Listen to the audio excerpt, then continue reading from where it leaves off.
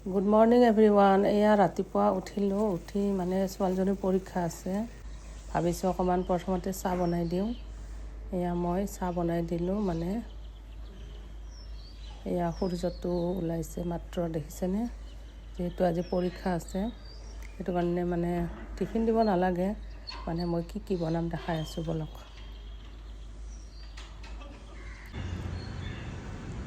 এয়া প্ৰথমতে মই তুলসীৰ পাত ল'লোঁ কেইটামান গছৰ পৰা ছিঙি। বাহিৰৰ পৰিৱেশটো ৰাতিপুৱা গাইছ ইমান বেছি ভাল লাগে, মনটো বহুত বেছি ভাল লাগে।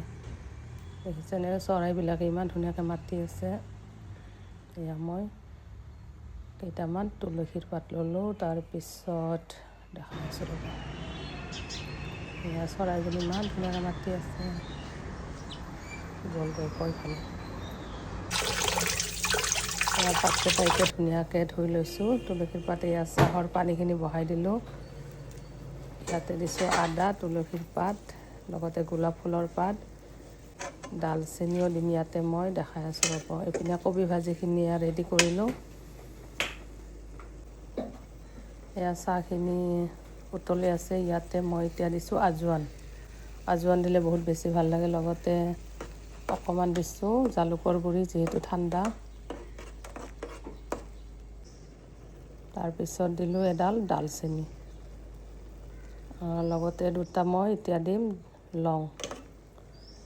ঠাণ্ডা বতৰত এনেকুৱা চাহ খালে বহুত বেছি ভাল, সেইটো কাৰণে ৰাতিপুৱাই মানে মই শুই উঠিয়ে চাহটো বনাই দিলোঁ। ইপিনে ঘিটো দিলোঁ টাৱাখনত, ভাবিছোঁ অকণমান এঠাত কণী ভাজি দিওঁ। মানে শাক অকণমান দি কেনে গছৰে কণী এটা ভাজিব ল'লোঁ। পিনে চাহখিনিও উতলি আছে, চাহৰ একাপ মাজতে মানে খাই ল'ব লাগিব, যিহেতু অকণমান ঠাণ্ডা বতৰ। এয়া চাহৰ কালাৰটো ইমান ধুনীয়া হৈছে, দেখিছেনে? বহুত বেছি ধুনীয়া হৈছে।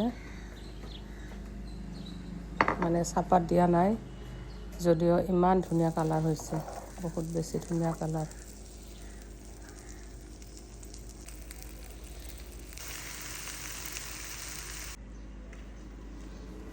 এয়া কণীৰ লগতে কবি ভাজি এনেকুৱাকৈ তাক মানে ৰেডি কৰি দিলোঁ। ৰুটিখনত অকণমান ঘি লগাই দিলোঁ।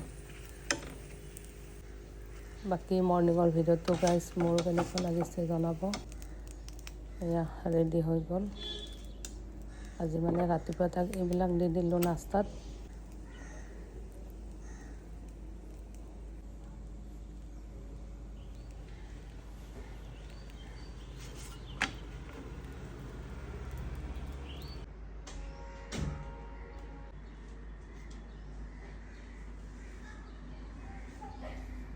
এয়া চাহটো খাব ল'লোঁ গাইজ।